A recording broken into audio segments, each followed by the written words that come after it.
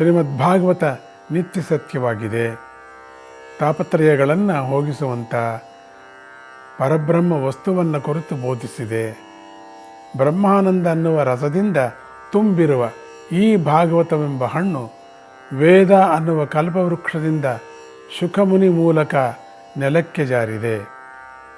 ಮೋಕ್ಷ ಲಭಿಸುವವರಿಗೂ ಈ ಹಣ್ಣನ್ನು ಮತ್ತೆ ಮತ್ತೆ ಆಸ್ವಾದಿಸ್ತಾ ಇರಿ ಅಂತ ಹೇಳ್ತಾ, ನಾರಾಯಣಂ ನಮಸ್ಕೃತ್ಯ ನರಂಚೈವ ನರೋತ್ತಮಂ ದೇವೀಂ ಸರಸ್ವತೀಂ ವ್ಯಾಸಂ ತಥೋ ಜಯಮುದೀರಯೇತ್.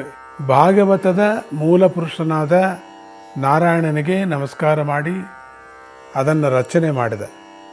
ನಾರಾಯಣನ ಅವತಾರವೇ ಆದ ಆ ವ್ಯಾಸರಿಗೆ, ವಾಗ್ದೇವತೆಯಾದ ಸರಸ್ವತೀ ದೇವಿಗೆ ನಮಸ್ಕಾರ ಮಾಡಿ, ಸುಖ ಮಹರ್ಷಿಗೆ ನಮಸ್ಕಾರ ಮಾಡಿ, ಜಯ ಅನ್ನುವ ಭಾಗವತವನ್ನು ಹೇಳ್ತಿದ್ದೀನಿ ಅಂತ ಸೂತ ಪುರಾಣಿಕರು ಭಾಗವತವನ್ನು ಪ್ರಾರಂಭ ಮಾಡ್ತಾ ಇದ್ದಾರೆ. ಭಾಗವತಕ್ಕೆ ಜಯ ಅನ್ನುವ ಇನ್ನೊಂದು ಹೆಸರು ಇದೆ. ಅದು ಎಲ್ಲ ಕಾರ್ಯಗಳಲ್ಲೂ ಜಯವನ್ನು ತಂದುಕೊಡುತ್ತೆ. ಭಾಗವತ ಜನ್ಮಾದ್ಯಸ್ಯ ಯತೋನ್ವಯಾತ್ ಇತರತ ಚಾರ್ದ್ವೇಷ್ವ ವಿಘ್ನಸ್ವರಾಟ್ ತೇನೇ ಬ್ರಹ್ಮವೃದಾಯ ಆದಿಕವಯೇ ಮುಖ್ಯಂತಿ ಯಸ್ಸೂರಯಾಗ ತೇಜೋವಾರಿ ವೃಧಾಂ ಯಥಾ ವಿನಿಮಯ ಯತ್ರ ತ್ರಿಸರ್ಗೋ ಮೃಷಾ ಧಾಮ್ನಾ ಸ್ವೇನ ಸದಾ ನಿರಸ್ತಕುಹಕಂ ಸತ್ಯಂ ಪರಂ ಧೀಮಹಿ ಅನ್ನೋ ಶ್ಲೋಕದಿಂದ ಪ್ರಾರಂಭ ಆಗುತ್ತೆ. ಅಂದರೆ ಮೊದಲ ಅಕ್ಷರ ಜಾದಿಂದ ಪ್ರಾರಂಭವಾಗುತ್ತೆ. ಕೊನೆಯ ಶ್ಲೋಕ ನಮಃ ಸನಾತನಾಯ ಯಾದಿಂದ ಸಮಾಪ್ತವಾಗುತ್ತೆ ಆ ಮೊದಲನೇ ಶ್ಲೋಕದಿಂದ. ಹೀಗೆ ಮೊದಲನೇ ಮತ್ತು ಕೊನೆಯ ಅಕ್ಷರಗಳನ್ನು ಸೇರಿಸಿ ಜಯ ಅನ್ನುವ ಹೆಸರು ಭಾಗವತಕ್ಕೆ ಇದೆ ಅಂತ ವೇದವ್ಯಾಸರೇ ಹೇಳಿದ್ದಾರೆ. ಪರೀಕ್ಷಿತ್ ಜನನ. ಮಹಾಭಾರತ ಯುದ್ಧ ಸಮಾಪ್ತವಾಗಿರುತ್ತೆ. ರಾತ್ರಿ ಎಲ್ಲರೂ ಶಿಬಿರಗಳಲ್ಲಿ ನಿದ್ರೆ ಮಾಡ್ತಾ ಇರ್ತಾರೆ. ದ್ರೋಣಾಚಾರ್ಯರ ಪುತ್ರ ಅಶ್ವತ್ಥಾಮ ಪಾಂಡವರ ವಂಶವನ್ನು ಸಂಪೂರ್ಣವಾಗಿ ನಾಶ ಮಾಡ್ತೀನಿ ಅಂತ ದುರ್ಯೋಧನನಿಗೆ ಮಾತು ಕೊಟ್ಟಿರ್ತಾನೆ.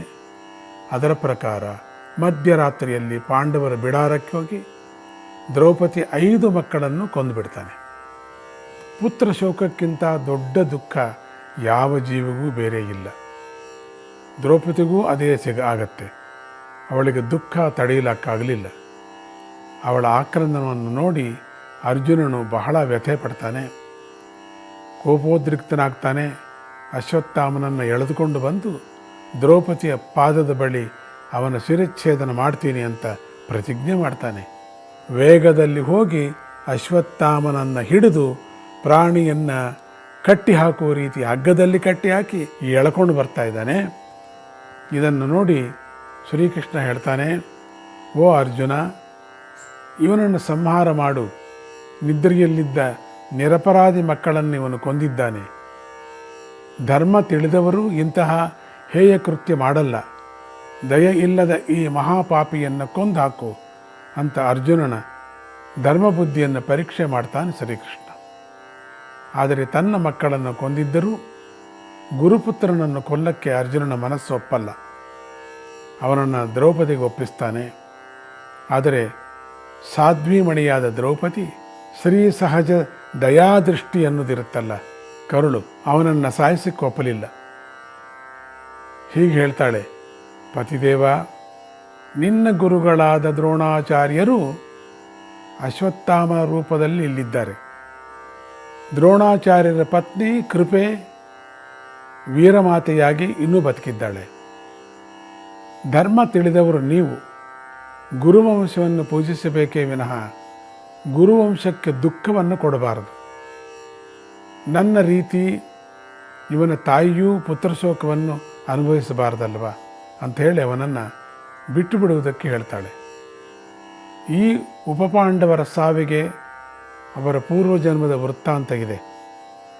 ತ್ರೇತಾಯುಗದಲ್ಲಿ ಒಂದು ದಿನ ವಿಶ್ವಾಮಿತ್ರರು ಅಯೋಧ್ಯೆಯನ್ನು ಆಳ್ತಾ ಇದ್ದ ಹರಿಶ್ಚಂದ್ರ ಚಕ್ರವರ್ತಿಯ ಹತ್ತಿರ ಹೋಗಿ, ನಾನು ಅಶ್ವಮೇಧ ಯಾಗ ಮಾಡ್ತಾ ಇದ್ದೀನಿ, ಆ ಯಾಗದ ಋತ್ವಿಕ್ಕುಗಳಿಗೆ ಕೊಡಬೇಕಾದ ಸಂಭಾವನೆಯ ಖರ್ಚನ್ನು ನೀನು ವಹಿಸಿಕೊಂಡು ಯಜ್ಞಕ್ಕೆ ಸಹಾಯ ಮಾಡು ಅಂತ ಹರಿಶ್ಚಂದ್ರನ ಕೇಳ್ತಾನೆ. ಹರಿಶ್ಚಂದ್ರ ಸಂತೋಷದಿಂದ ಒಪ್ಕೋತಾನೆ. ಆದರೆ ಇದು ತುಂಬ ಚಿಕ್ಕ ಸೇವೆ ಆಯ್ತಲ್ಲ, ಬೇರೆ ಇನ್ನೇನಾದರೂ ದೊಡ್ಡ ಸಹಾಯವನ್ನು ಕೇಳಿ ಅಂತಾನೆ. ಸುಮ್ಮಗಿರುವುದು ಬಿಟ್ಟುಬಿಟ್ಟು ವಿಶ್ವಾಮಿತ್ರನಿಗೆ ಸ್ವಲ್ಪ ಕೋಪ ಬರುತ್ತೆ. ಏನಿರ್ಬೋದು ಇವನ ಅಹಂಕಾರ ಒಳೊಳಗೆ. ನೀನು ಏನನ್ನು ಬೇಕಾದರೂ ಕೊಡುವುದೇ ಆದರೆ ನಿನ್ನ ಆಧೀನದಲ್ಲಿರ್ತಕ್ಕಂಥ ಭೂಮಿಯನ್ನೆಲ್ಲ ನನಗೆ ಕೊಡು ಅಂತ ಕೇಳ್ತಾನೆ. ಅವನ ಅಹಂಕಾರವನ್ನು ಸರಿ ಮಾಡಬೇಕು ಅಂತ. ಕೊಟ್ಟ ಮಾತಿಗೆ ತಪ್ಪದೆ ಹರಿಶ್ಚಂದ್ರ ತಾನು ಚಕ್ರವರ್ತಿಯಾಗಿ ಆಳ್ತಿದ್ದ ಭೂಭಾಗ ಎಲ್ಲವನ್ನೂ ವಿಶ್ವಾಮಿತ್ರರಿಗೆ ಒಪ್ಪಿಸ್ತಾನೆ. ಆಗ ವಿಶ್ವಾಮಿತ್ರರು ನನ್ನ ಯಜ್ಞದ ಋತ್ವಿಕ್ಕುಗಳ ಸಂಭಾವನೆಯನ್ನು ಕೊಡ್ತೀನಿ ಅಂತ ಮಾತು ಕೊಟ್ಟಿಯಲ್ಲ, ಅದನ್ನೀಗ ಕೊಡು ಅಂತಾನೆ. ಇನ್ನು 1 ತಿಂಗಳ ಕಾಲಾವಕಾಶ ಕೊಡಿ, ಎಲ್ಲಾದರೂ ದುಡಿದು ಸಂಪಾದನೆ ಮಾಡಿ ಆ ಹಣವನ್ನು ತಂದು ಕೊಡ್ತೀನಿ ಅಂತಾನೆ ಹರಿಶ್ಚಂದ್ರ. ಆದರೆ ಈ ಜಾಗವೆಲ್ಲ ಈಗ ನನ್ನದೇ ಆಗಿರೋದರಿಂದ ನೀನು ಈ ಊರಲ್ಲಿ ಇರೋ ಹಾಗಿಲ್ಲ, ಅಯೋಧ್ಯೆಯಿಂದ ಹೊರಟು ಹೋಗು ಅಂತ ವಿಶ್ವಾಮಿತ್ರರು ಬಿದಿರಿನ ಕಡ್ಡಿಯಿಂದ ಹೊಡೀತಾ ಹರಿಶ್ಚಂದ್ರನನ್ನು ಊರಿಂದ ಆಚೆಗಾಡ್ತಾರೆ. ಏಡು ತಿಂತಾ ಇದ್ದ ರಾಜನನ್ನು ನೋಡಿ ಪ್ರಜೆಗಳೆಲ್ಲ ತುಂಬ ದುಃಖ ಪಡ್ತಾರೆ. ಈ ದೃಶ್ಯವನ್ನು ನೋಡಿ ಹರಿಶ್ಚಂದ್ರನ ಪತ್ನಿ ದುಃಖದಿಂದ ಓಡಿ ಹೋಗಿ ವಿಶ್ವಾಮಿತ್ರರನ್ನು ತಡೆಯೋಕ್ಕೆ ಹೋಗ್ತಾಳೆ. ವಿಶ್ವಾಮಿತ್ರರು ಅವಳಿಗೂ ಜಗ್ಗದೆ, ಬದಲಾಗಿ ಅವರ ಕೋಪ ಇನ್ನೂ ಜಾಸ್ತಿ ಆಗತ್ತೆ. ಕಡ್ಡಿಯನ್ನು ಇನ್ನೂ ಜೋರಾಗಿ ಬೀಸ್ತಾರೆ. ಅವಳು ಅದನ್ನು ತಡೆಯೋಕ್ಕೆ ಹೋಗ್ತಾಳೆ. ಆದರೆ ಆ ಬಲವಾದ ಏಟು ಗಂಡನಿಗೆ ಬದಲಾಗಿ ಅವಳಿಗೆ ಕೂಡ ಬೀಳುತ್ತೆ. ಆ ನೋವು ತಡೆಯಲಾರದೆ ಜೋರಾಗಿ ಕಿರಿಚುತ್ತಾ ಹಾಗೆ ನೆಲದ ಮೇಲೆ ಬಿದ್ದು ಹೋಗ್ತಾಳೆ. ಅಲ್ಲೇ ಸಂಚಾರ ಮಾಡ್ತಾ ಇದ್ದ 5 ವಿಶ್ವೇ ದೇವತೆಗಳು ಈ ದೃಶ್ಯವನ್ನೆಲ್ಲ ನೋಡ್ತಾರೆ. ಹೆಣ್ಣು ಅನ್ನುವ ಕನಿಕರವೂ ಇಲ್ಲದೆ ಈಗ ಹೊಡೆದಿರ್ತಕ್ಕಂಥದ್ದು ಇವನು ಯಾವ ನರಕ ಅನುಭವಿಸ್ತಾನೋ ಅಂತ ತಮ್ಮಲ್ಲೇ ಮಾತಾಡ್ಕೊಳ್ತಾರೆ. ಏನು ಹೀಗೆ ಹೊಡಿತಾ ಇದ್ದಾನಲ್ಲ, ಇವನು ಯಾವ ನರಕ ಅನುಭವಿಸ್ತಾನೋ, ಹೆಣ್ಣಿಗೂ ಕೂಡ ಹೊಡೆದು ಬಿಡದೆ ಇವನು ಅಂತ ಪಿಸಿ ಮಾತಾಡ್ಕೋತಾರೆ ಅಷ್ಟೆ. ಆ ಮಾತು ವಿಶ್ವಾಮಿತ್ರ ಕಿವಿಗೂ ಬೀಳುತ್ತೆ. ಅದು ಹಾವನ ಕಿವಿ ಇದ್ದಂಗೆ ವಿಶ್ವಾಮಿತ್ರರದು. ಎಲ್ಲಿ ಏನಾದರೂ ಜರಕ್ ಆದರೂ ಕೂಡ ಕೇಳಿಸುತ್ತೆ, ಅದು ಕೇಳಿಸ್ಬಿಡುತ್ತೆ. ಅದನ್ನು ಕೇಳಿ ಅವರ ಕೋಪ ಇನ್ನೂ ನೆತ್ತಿಗೆ ಇರುತ್ತೆ. ಇದು ನನ್ನ ವಿಷಯ, ನೀವು ಅನವಶ್ಯಕವಾಗಿ ನನ್ನ ತಂಟೆಗೆ ಬಂದಿದ್ದೀರಿ, ಆದ್ದರಿಂದ ನೀವು ಭೂಲೋಕದಲ್ಲಿ ಹುಟ್ಟಿ ಮದುವೆ ಮಕ್ಕಳು ಇಲ್ಲದೆ ಘೋರವಾದ ಕೊಲೆಗೆ ತುತ್ತಾಗಿ ಅಂತ ಶಾಪ ಕೊಡ್ತಾರೆ. ಆ 5 ಮಂದಿ ವಿಶ್ವೇ ದೇವತೆಗಳೇ ಮುಂದೆ ಉಪಪಾಂಡವರಾಗಿ ಹುಡ್ತಾರೆ. ಅವರೇ ರಾತ್ರಿ ಯುದ್ಧ ಶಿಬಿರದಲ್ಲಿ ಮಲಗಿದ್ದಾಗ ಅಶ್ವತ್ಥಾಮನಿಂದ ಘೋರವಾದ ಹತ್ಯೆಗೆ ಒಳಗಾಗ್ತಾರೆ. ಆದರೂ ಅಶ್ವತ್ಥಾಮ ಅಷ್ಟಕ್ಕೆ ತೃಪ್ತನಾಗಲಿಲ್ಲ.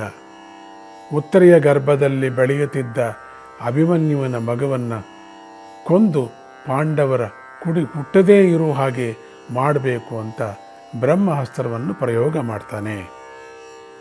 ಆ ಬೆಂಕಿಯ ಬಾಣ ತನ್ನನ್ನು ಅಟ್ಟಿಸಿಕೊಂಡು ಬರುತ್ತಾ ಇರತಕ್ಕಂಥ ನೋಡಿ ಉತ್ತರೆ ಭಯ ಆತಂಕಗಳಿಂದ ಅಳುತ್ತಾ ಕಿರಿಸುತ್ತಾ ಕೃಷ್ಣ ಕಾಪಾಡು ಅಂತ ಕೃಷ್ಣನ ಹತ್ತಿರ ಓಡೋಡಿ ಬರ್ತಾಳೆ.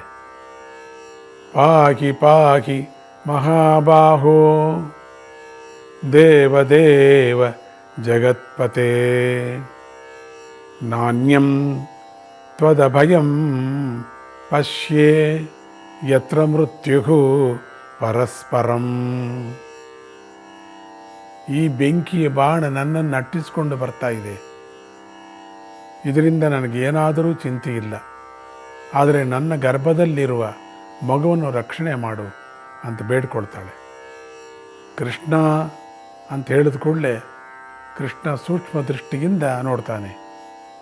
ಇದು ಅಶ್ವತ್ಥಾಮ ಪಾಂಡವ ಕುಲವನ್ನು ನಾಶ ಮಾಡೋಕ್ಕೆ ಬಿಟ್ಟಿರುವ ಬ್ರಹ್ಮಾಸ್ತ್ರ ಅನ್ನೋದು ಅರ್ಥವಾಗುತ್ತೆ. ತನಗೆ ಹೆದರಿ ದೂರದಲ್ಲಿದ್ದ ಈ ಬಾಣ ಈಗ ತಾನು ದ್ವಾರಕೆಗೆ ಹೊರಡ್ತಾ ಇರೋದನ್ನು ನೋಡಿ ಮತ್ತೆ ಹತ್ತಿರಕ್ಕೆ ಬರ್ತಾನೆ. ಮತ್ತೆ ಹತ್ತಿರಕ್ಕೆ ಬರ್ತಾ ಇದೆ ಅಂತಕ್ಕಂಥದ್ದು ಹತ್ತಿರ ಬಂದು ನೋಡ್ತಾನೆ. ಕೃಷ್ಣ ಗಮನಿಸ್ತಾ ಇದ್ದಾನೆ. ಪಾಂಡವ ಸಂತತಿಯನ್ನು ಉಳಿಸುವ ದೃಷ್ಟಿಯಿಂದ ಶ್ರೀಕೃಷ್ಣ ತನ್ನ ಸುದರ್ಶನ ಚಕ್ರದಿಂದ ಉತ್ತರೆಗೆ ಅಭಯವನ್ನು ಕೊಡ್ತಾನೆ. ಬ್ರಹ್ಮಾಸ್ತ್ರ ಹಾಕಿ ಗರ್ಭವನ್ನು ಸುಡದೇ ಇರುವ ನವಮಾಸಗಳು ಅವಳನ್ನು ಕಾಪಾಡ್ತಾನೆ. ಹತ್ತಿರದಲ್ಲಿದ್ದು ಒಳಗೋಗಿ ಕಾಪಾಡ್ತಾನೆ. ಹೀಗೆ ತೇಜಸ್ಸನ ರೂಪದಲ್ಲಿ ಉತ್ತರೆಯ ಗರ್ಭವನ್ನು ಪ್ರವೇಶಿಸಿ ಆ ಮಗುವಿನ ಸುತ್ತ ಗದಾಧಾರಿಯಾಗಿ ಸುತ್ತುತ್ತಾ ಮಗುವನ್ನು ಬ್ರಹ್ಮಾಸ್ತ್ರದಿಂದ ರಕ್ಷಣೆ ಮಾಡ್ತಾ ಇರ್ತಾನೆ. ಅವನು ಈ ರೀತಿ ಸುತ್ತುತ್ತಾ ಇದ್ದರೆ ಆ ಮಗು ಅವನನ್ನೇ ದಿಟ್ಟಿಸಿ ನೋಡ್ತಾ ಇರ್ತದೆ. ಹಾಗೆ ಪರೀಕ್ಷೆ ಮಾಡುವ ರೀತಿ ನೋಡ್ತಾ ಇದ್ದುದರಿಂದ ಆ ಮಗುವಿಗೆ ಪರೀಕ್ಷಿತ್ ಅನ್ನೋ ಹೆಸರು ಬರುತ್ತೆ. ಹೀಗೆ 9 ತಿಂಗಳಾದ ಮೇಲೆ ಶ್ರೀಕೃಷ್ಣ ಹೊರಟು ಹೋಗ್ತಾನೆ. ಅದೇ ಸಮಯದಲ್ಲಿ ಇಲ್ಲಿ ನಡೆದಿದ್ದು ಧರ್ಮಯುದ್ಧವೇ ಆಗಿದ್ದರೂ ಯುದ್ಧದಲ್ಲಿ ಉಂಟಾಗಿರುವ ಸಾವು ನೋವುಗಳಿಂದ ತನಗೇನಾದರೂ ಪಾಪ ಅಂಟಿರಬಹುದೇನೋ ಅನ್ನುವ ಆತಂಕ ಧರ್ಮರಾಜನ ಉಂಟಾಗುತ್ತೆ. ಆಗ ವ್ಯಾಸರು ಹೇಳ್ತಾರೆ, ಇದು ಧರ್ಮಯುದ್ಧ ಆಗಿರುವುದರಿಂದ ನಿನಗೆ ಯಾವ ಪಾಪನೂ ಅಂಟಿಲ್ಲ.